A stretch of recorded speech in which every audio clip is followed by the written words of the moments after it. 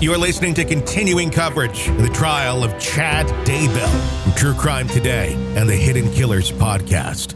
Let's go back to the courtroom. Thank you. Please be seated.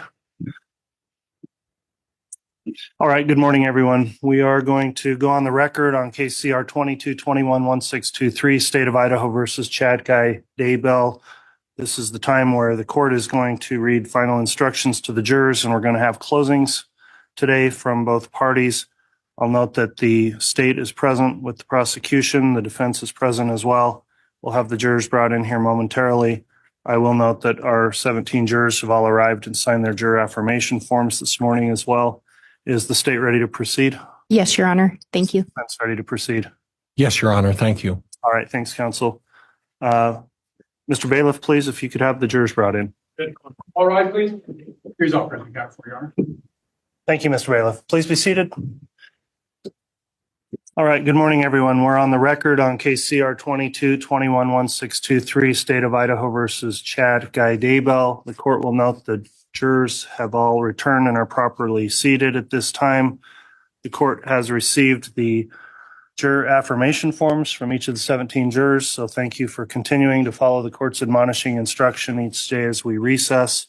At this time, I'll just outline the proceedings for this morning. The parties have now concluded with the submission of evidence in the trial.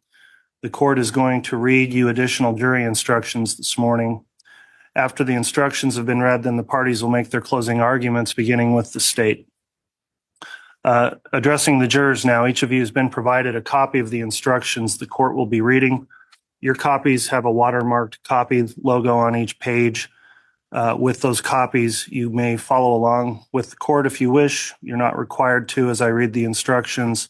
You're also allowed to make notations if you'd like on your copies of the instructions. However, there will be one actual original set of instructions, and I would have those included in your deliberations. Please don't make any markings on those original instructions that will be provided to you. The court will note that in the beginning of this trial, instructions 1 through 12 were already previously read to the jurors. I'm not going to reread all of those instructions, but there are a few of those I will reread. And so at this time, I'll begin with the reading of certain instructions. And once I've concluded the reading, then again, the closing arguments will commence, beginning with the state. So the first instruction I'm going to read is instruction number 3, noting this is one previously read to you. Instruction 3 reads as follows. The defendant, Chad Daybell, has been charged in the amended indictment with certain counts of entering into a conspiracy with Lori Vallow Daybell and or Alex Cox, deceased, and or other co-conspirators, both known and unknown. The crime of conspiracy involves an agreement by 2 or more persons to commit a crime. You must only consider the evidence against the defendant, Chad Daybell, in this case, and should not speculate as to any other case or legal proceedings involving the alleged co-conspirators. You must remember that the defendant, Chad Daybell, has the presumption of innocence, and you must consider his guilt or innocence based solely on the evidence provided in this case. The next instruction I'm going to read is instruction number 5. Under our law and system of justice, the defendant is presumed to be innocent. The presumption of innocence means 2 things. First, the state has the burden of proving the defendant guilty. The state has that burden throughout the trial. The defendant is never required to prove his innocence, nor does the defendant ever have to produce any evidence at all. Second, the state must prove the alleged crime beyond a reasonable doubt. A reasonable doubt is not a mere possible or imaginary doubt. It is a doubt based on reason and common sense. It may arise from a careful and impartial consideration of all the evidence or from lack of evidence. If after considering all of the evidence you have a reasonable doubt about the defendant's guilt, you must find the defendant not guilty. Instruction number 6. A defendant in a criminal trial has a constitutional right not to be compelled to testify. The decision whether to testify is left to the defendant, acting with the advice and assistance of the defendant's lawyer. You must not draw any inference of guilt from the fact that the defendant may not testify, nor should this fact be discussed by you or enter into your deliberations in any way. The next instruction I'm going to read, I'm going to go through the ones previously read and move up to instruction number 13. That's on page 16 of your packet. Instruction number 13. You have now heard all the evidence in the case. My duty is to instruct you as to the law. You must follow all the rules as I explain them to you. You may not follow some and ignore others. Even if you disagree or don't understand the reasons for some of the rules, you are bound to follow them. If anyone states a rule of law different from any I tell you, it is my instruction that you must follow. Instruction number 14. As members of the jury, it is your duty to decide what the facts are and to apply those facts to the law that I have given you. You are to decide the facts from all the evidence presented in this case. The evidence you are to consider consists of 1. Sworn testimony of witnesses, 2. Exhibits which have been admitted into evidence, and 3. Any facts to which the parties have stipulated. Certain things you have heard or seen are not evidence, including 1. Arguments and statements by lawyers. The lawyers are not witnesses. What they say in their opening statements, closing arguments, and at other times is included to help you interpret the evidence, but it is not evidence. If the facts as you remember them differ from the way the lawyers have stated them, follow your memory. 2. Testimony and or questions that may have been excluded or stricken, or which you have been instructed to disregard. 3. Anything you may have seen or heard when the court was not in session. Instruction number 15. Each count charges a separate and distinct offense. You must decide each count separately on the evidence and the law that applies to it, uninfluenced by your decision as to any other count. The defendant may be found guilty or not guilty on any or all of the offenses charged. Instruction number 16. During the course of this trial, evidence has been introduced for the purpose of showing the defendant or an alleged co-conspirator committed acts other than that for which the defendant is on trial. Such evidence, if believed, is not to be considered by you to prove the defendant's character or that the defendant has a disposition to commit crimes. Rather, such evidence may be considered by you only for the limited purpose of proving the defendant's motive, opportunity, intent, plan, or absence of mistake or accident. Instruction number 17. Certain evidence was admitted for a limited purpose. At the time this evidence was admitted, you were admonished that it could not be considered by you for any purpose other than the limited purpose for which it was admitted.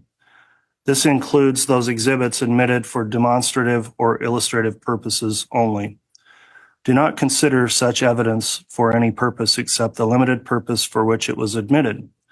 The following exhibits were admitted only as demonstrative or illustrative exhibits. States Exhibits 4, 10A, 30, 31, 62, 69, 76, 84, 85, 86, 111, 112, 113, 114, 115, 116, 117, 179, 182A, 182B, 296, and 303. Defense's Exhibit 138. These exhibits are available for your review during your deliberations upon your request. Please advise the bailiff by written note of any such request. Instruction number 18. The law makes no distinction between a person who directly participates in the acts constituting a crime and a person who, either before or during its commission, intentionally aids, assists, facilitates, promotes, encourages, counsels, solicits, invites, helps, or hires another to commit a crime with intent to promote or assist in its commission. Both can be found guilty of the crime. Mere presence at, acquiescence in, or silent consent to the planning or commission of a crime is not sufficient to make one an accomplice. Instruction number 19. An act is willful or done willfully when done on purpose. One can act willfully without intending to violate the law, to injure another, or to acquire an advantage. Instruction number 20. The crime of conspiracy is alleged in counts 1 and 3 of the amended indictment involves an agreement by two or more persons to commit the crimes of first-degree murder and grand theft by deception. The crime of conspiracy is alleged in count 5 of the amended indictment, involves an agreement by two or more persons to commit the crime of first-degree murder. Criminal conspiracy is defined as two or more persons combining or conspiring to commit any crime or offense prescribed by the laws of the state of Idaho, and one or more of such persons does any act to affect the object of the combination or conspiracy. Conspirators need not agree upon every detail. The agreement may be established in any manner sufficient to show an understanding of the parties to the agreement. It may be shown by evidence of an oral or written agreement, or may be implied by the conduct of the parties. Instruction number 21. Before I continue, thank you. All of the parties to a conspiracy need not enter into the agreement at the same time. A person who later joins an already formed conspiracy with knowledge of its unlawful purpose is a party to the conspiracy. Instruction number 22. Murder is the killing of a human being with malice. Instruction number 23. Malice may be expressed or implied. Malice is expressed when there is manifested a deliberate intention unlawfully to kill a human being. Malice is implied when 1. The killing resulted from an intentional act.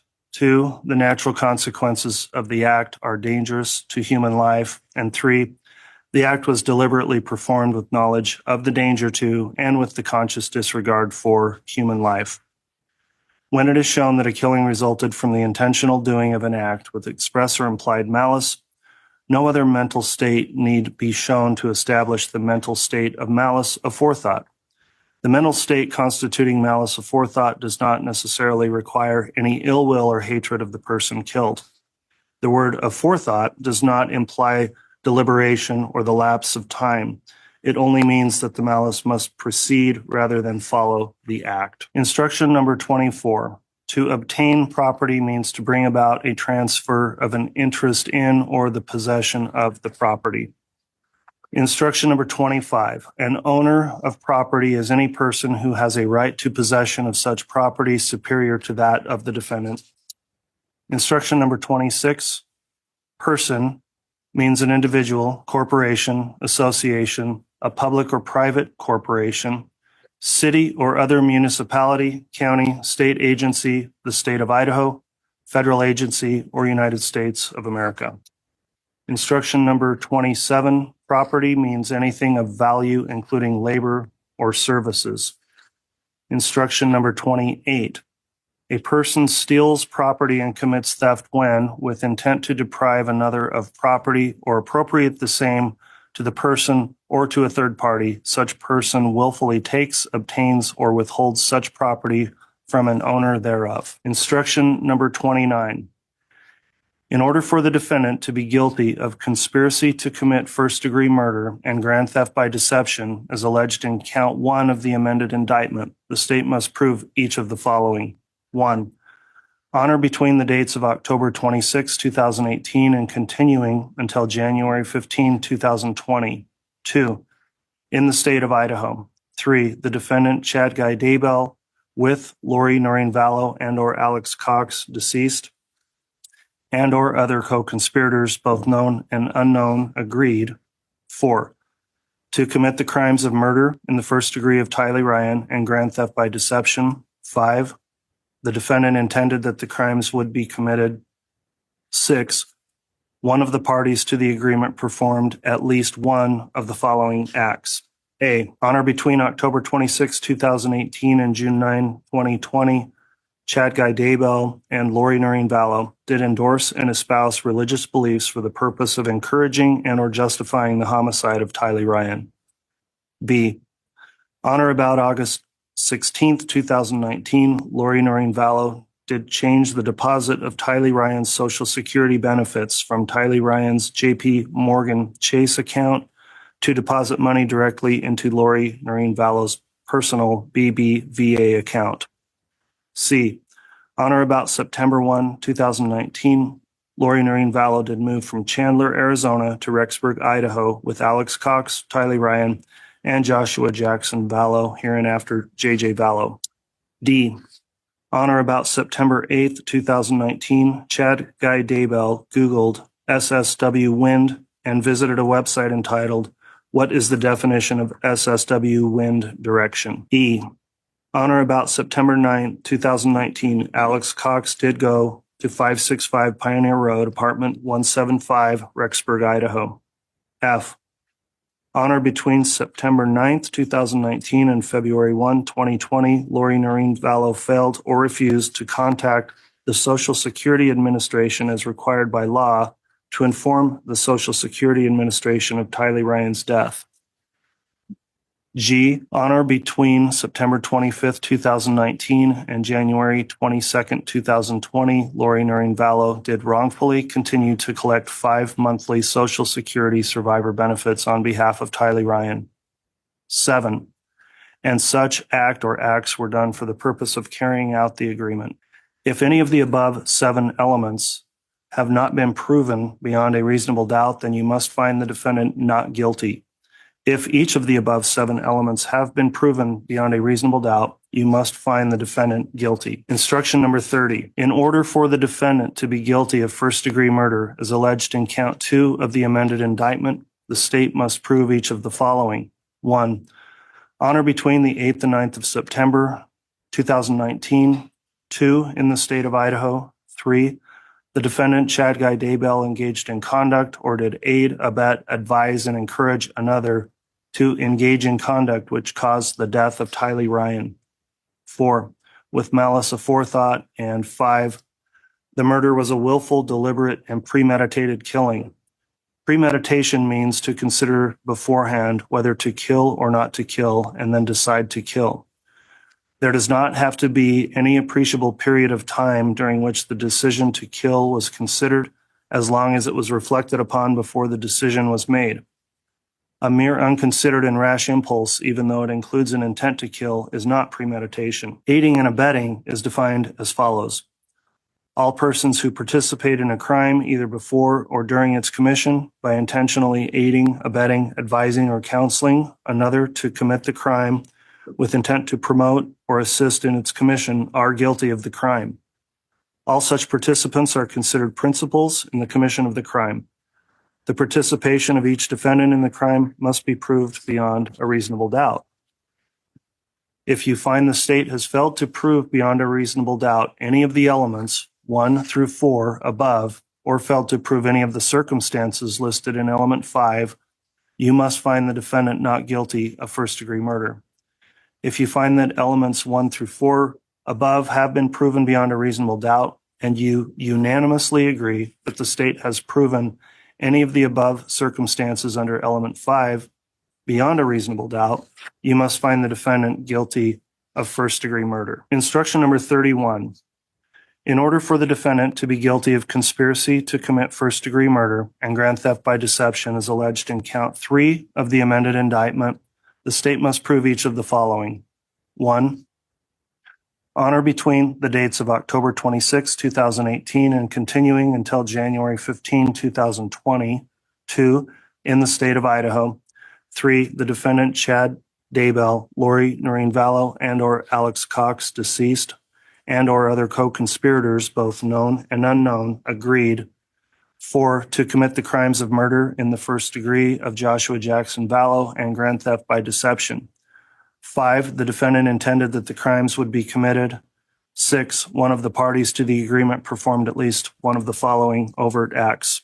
A. On or between October 26, 2018 and June 9, 2020, Chad Daybell and Lori Noreen Vallow did endorse and espouse religious beliefs for the purpose of encouraging and or justifying the homicide of J.J. Vallow. B. On or about September 1, 2019, Lori Noreen Vallow did move from Chandler, Arizona to Rexburg, Idaho with Alex Cox, Tylee Ryan, and Joshua Jackson, J.J. Vallow. C. On or about September 23, 2019, Alex Cox did take possession of J.J. Vallow. D. On or about November 26, 2019, Lori Noreen Vallow provided a fake and or misleading physical location of J.J. Vallow to law enforcement during a lawful investigation. E. On or between September 23, 2019 and February 1, 2020, Lori Noreen Vallow failed or refused to contact the Social Security Administration as required by law to inform the Social Security Administration of J.J. Vallow's death. F, on or between September 9, 2019 and February 1, 2020, Lori Noreen Vallow did wrongfully continue to collect four monthly Social Security survivor benefits on behalf of J.J. Vallow and 4 monthly Social Security child and care payments. 7, and such act or acts were done for the purpose of carrying out the agreement. If any of the above 7 elements have not been proven beyond a reasonable doubt, then you must find the defendant not guilty. If each of the above 7 elements have been proven beyond a reasonable doubt, you must find the defendant guilty. Instruction number 32. Count 4 of the amended indictment contains a clerical error in that, quote, on or between the 8th and 9th day of September 2019, end quote, should instead state, quote, on or between the 22nd and 23rd day of September 2019, end quote. You may consider the dates on or between the 22nd and 23rd day of September 2019 in your deliberations regarding count 4. Instruction number 33. In order for the defendant to be guilty of first-degree murder, as alleged in count 4 of the amended indictment, the state must prove each of the following. 1, on or between the 22nd and 23rd day of September 2019. 2, in the state of Idaho. 3, the defendant, Chad Daybell, engaged in conduct or did aid, abet, advise, and encourage another to engage in conduct which caused the death of Joshua Jackson, J.J. Vallow. 4, with malice aforethought. And 5, the murder was a willful, deliberate, and premeditated killing. Premeditation means to consider beforehand whether to kill or not to kill and then decide to kill. There does not have to be any appreciable period of time during which the decision to kill was considered, as long as it was reflected upon before the decision was made. A mere unconsidered and rash impulse, even though it includes an intent to kill, is not premeditation. Aiding and abetting is defined as follows. All persons who participate in a crime, either before or during its commission, by intentionally aiding, abetting, advising, or counseling another to commit the crime with intent to promote or assist in its commission, are guilty of the crime. All such participants are considered principals in the commission of the crime. The participation of each defendant in the crime must be proved beyond a reasonable doubt. If you find the state has failed to prove beyond a reasonable doubt any of the elements 1 through 4 above, or failed to prove any of the circumstances listed in element 5, you must find the defendant not guilty of first-degree murder. If you find the elements 1 through 4 above have been proven beyond a reasonable doubt, and you unanimously agree that the state has proven any of the above circumstances under element 5 beyond a reasonable doubt, you must find the defendant guilty of first-degree murder. Instruction number 34. In order for the defendant to be guilty of conspiracy to commit first-degree murder, as alleged in count 5 of the amended indictment, the state must prove each of the following. 1, on or between the dates of October 26, 2018 to January 15, 2020. 2, in the state of Idaho. 3, the defendant, Chad Daybell, Lori Noreen Vallow, and or Alex Cox, deceased, and or other co-conspirators, both known and unknown, agreed. 4, to commit the crime of murder in the first degree of Tammy Daybell. 5, the defendant intended that the crime would be committed. 6, one of the parties to the agreement performed at least one of the following acts. A, on or about or between the dates of October 26, 2018 and June 9, 2020, Chad Daybell and Lori Noreen Vallow did encourage and espouse religious beliefs for the purpose of justifying and or encouraging the homicide of Tammy Daybell. B, on or about September 1, 2019, Lori Noreen Vallow Daybell did move to Rexburg, Idaho with Alex Cox, Tylee Ryan, and Joshua Jackson, hereinafter J.J. Vallow. C, on or about July 30th, 2019, Chad and Lori sent text messages to each other regarding death percentages for Tammy and J.J. D, Chad Daybell obtained a burner phone on September 18th, 2019. E. Alex Cox obtained a burner phone on October 9, 2019. F. Chad Guy Daybell and Lori Noreen Vallow Daybell sent text messages to each other about Tammy Daybell being in limbo and Tammy being possessed by a spirit named Viola. G. On September 8, 2019, Chad Guy Daybell signed an application along with Tammy Daybell to increase her life map insurance to the maximum allowed under her policy. H. Alex Cox attempted to shoot Tammy Daybell on October 9, 2019. I. Alex Cox conducted multiple internet searches between the dates of October 8, 2019 and October 12, 2019, including searches related to Grendel, drop, and shooting through a Dodge Dakota. J. Alex Cox went to a gun range in the month before October 9, 2019, when the attempted shooting of Tammy Daybell takes place.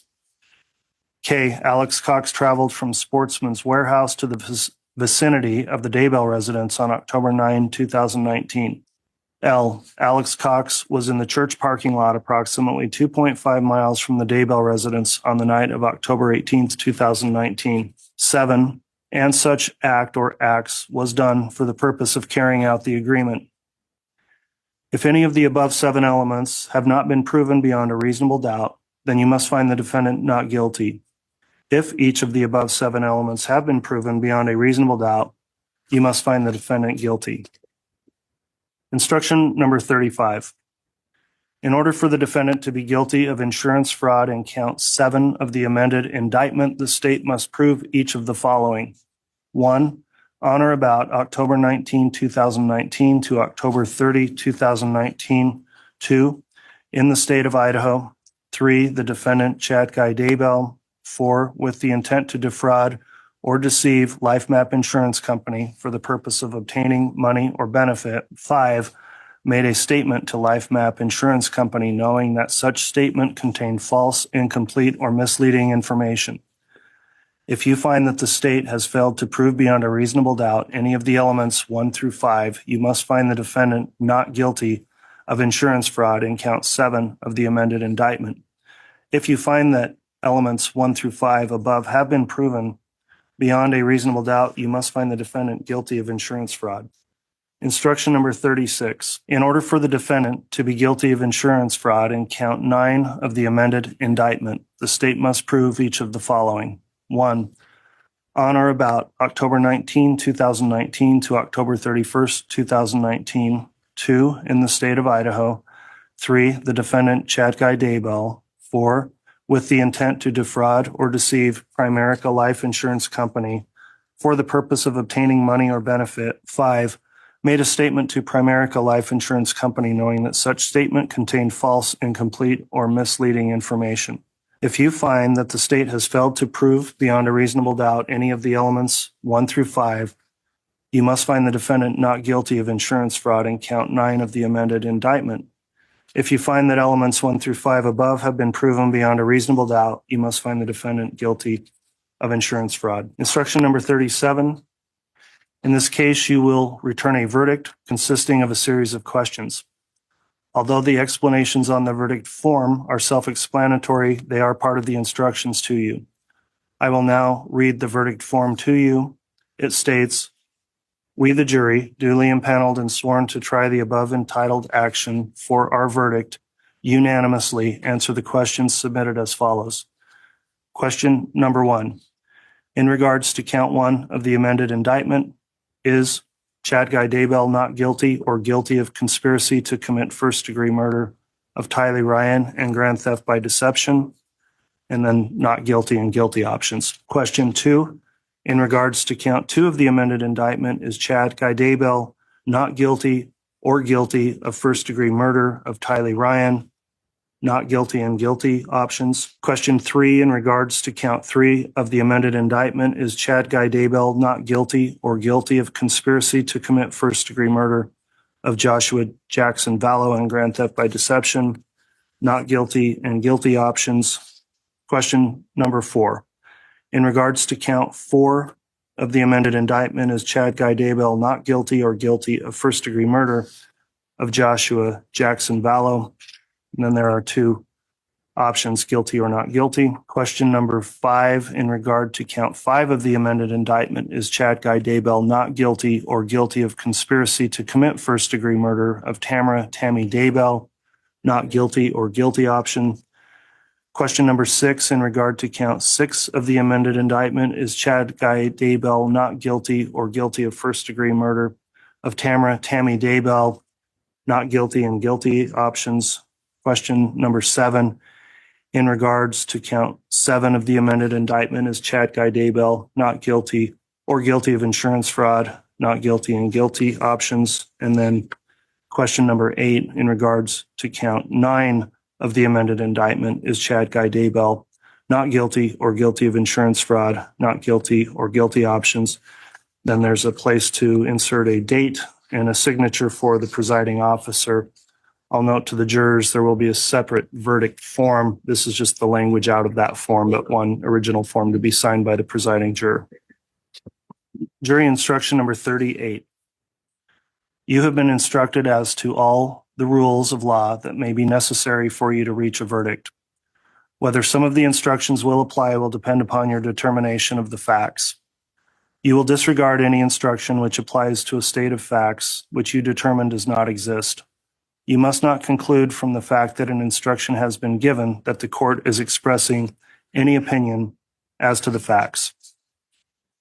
Instruction number 39. The original instructions and exhibits will be with you in the jury room, with the exception of exhibits 172, pickaxe, and 173, shovel, and illustrative or demonstrative exhibits.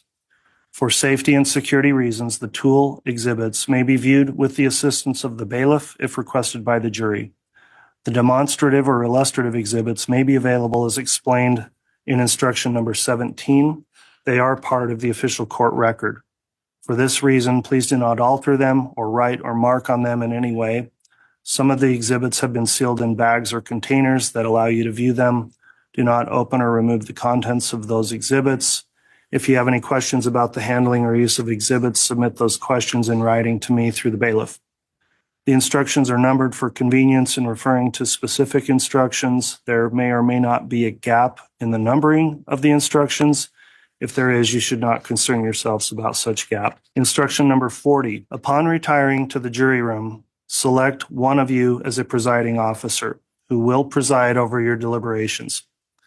It is that person's duty to see that the discussion is orderly, that the issues submitted for your decision are fully and fairly discussed, and that every juror has a chance to express himself or herself upon each question.